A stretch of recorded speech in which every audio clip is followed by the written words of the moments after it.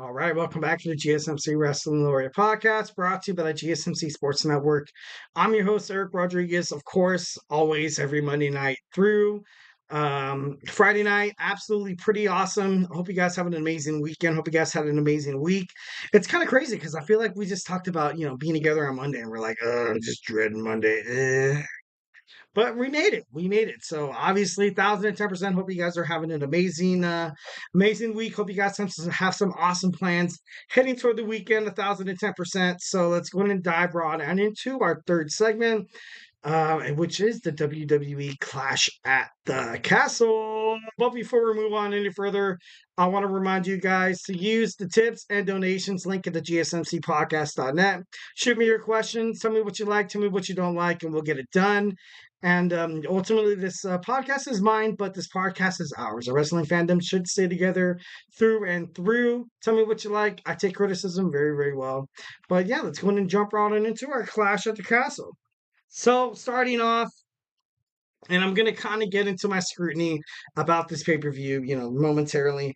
But yeah, let's go ahead and start right on into our WWE Women's Tag Team Championship match between Bianca Belair, Jade Cargill versus Alba Fry and Isla Dawn. And we also have Shayna Baszler and Zoe Stark.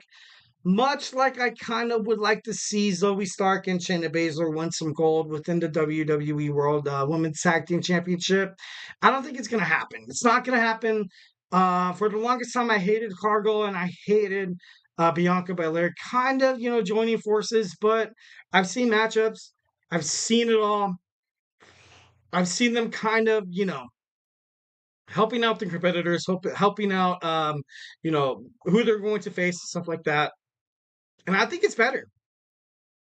I've kind of, sort of, kind of moved on into more of a supportive role in terms of the WWE World Women's Tag Team Champions. But I don't know. Oh man, Bianca Belair and Jade Cargill are so dominant. They're so dominant. I don't know who's going to fight them, who's going to beat them. It's going to be interesting. It's going to be interesting, 1,010%. But if I had to make my predictions, they are going to 1,010% retain the championships. All right, next we have the WWE Intercontinental Championship between Sami Zayn and Chad Gable. This match has been brewing ever since WrestleMania. Chad Gable constantly throwing in Sami Zayn's face that, hey, dude, I trained you. The reason why you being with her was because of me. Without me, you'd be nothing. And it's true. It's true 1,010%. Sami Zayn was lost. He needed that extra push. He needed that extra, kind of thought in the back of his mind, be like, hey, dude, honestly, I can do this. I can do this, which strives for motivation, which is what Chad Gable kind of gave to Sami Zayn during WrestleMania. Of course, Sami kind of had his wife out there and stuff like that. Yeah, it's going on. Yeah. But after what's going to happen to the Alpha Academy? I hope nothing really bad happens to them because I love seeing them on WWE Monday Night Raw. Although they're getting trashed and stuff like that, I like to see Akira Tozawa. I like to see Otis, and I also like to see Maxine Dupree. Kind of doing their thing. So whatever happens on this match, hope it's for the betterment. I I honestly don't think Chad Gable's going to win. And I know a lot of people think it might be crazy, but maybe to kind of bait Chad Gable into a contract extension, WWE is like, all right, we'll give him the title. We'll give him the title. Maybe a rematch at SummerSlam. Maybe a surprise from Brock Lesnar coming back. I'm just kidding, no. But I don't know. It's kind of it's up in the air. It's up in the air right now. Obviously, we don't know where Chad Gable wants to go. AEW is pushing really hard. They have money. They can definitely give him a nice spot where he could probably be the TNT AEW championship. Also, he could be a World Heavyweight Championship. Maybe him and Swerve have a fight, heading toward the future. Maybe at AEW, Wembley Stadium all in. So, there's a lot of possibilities with this match. It's gonna be crazy. Can't wait to find out, what comes next. Next, we have the WWE Championship, Women's Championship between Bayley and Piper Niven. Piper Niven representing her company, not her company, representing her country in Scotland. And I don't know, I like it. By all means, I love Piper Niven. But in all realism, she's not going to win. I don't think she's going to win. But if she does, you might have a Nia Jax versus Piper Niven match at SummerSlam where Nia Jax is like, oh, like I was the favorite. Now all of a sudden I might be considered the underdog here.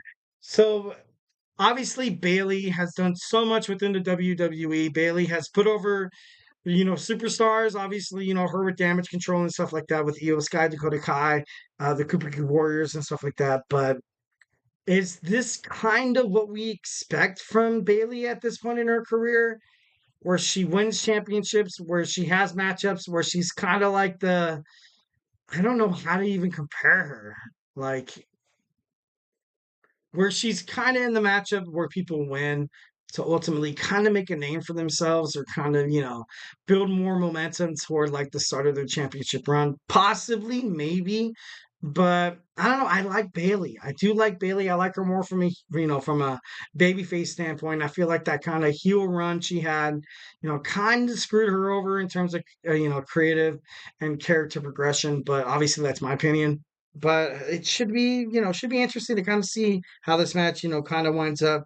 The winner, obviously, I feel like Bayley's going to retain. Our WWE Cody Rhodes against AJ Styles and I Quit match. I'm going to see the OC interfere highly. This might bring out Axiom and Frazier to help out from WWE NXT.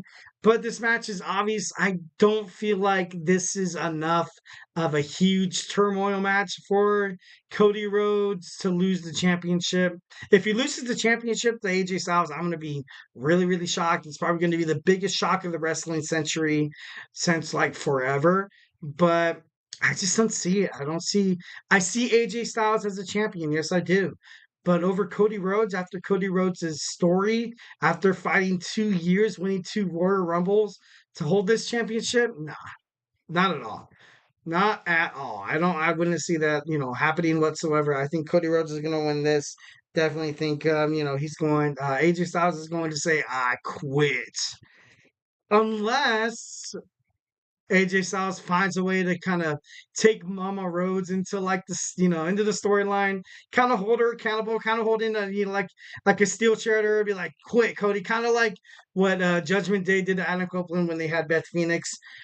That could be a possibility, but I feel like if that happens, you're gonna be like, "Oh, that's what what the Judgment Day did with Adam Cole." Like, you know what I mean? Like, it's gonna be crazy. It's gonna be absolutely crazy how this match, kind of winds up.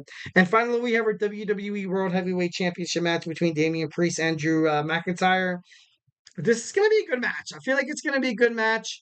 Drew McIntyre, obviously in Glasgow, Scotland, he's had a lot of success. He took on, obviously Roman Reigns. He lost, but the reason why he lost was because, it was interfered and stuff like that.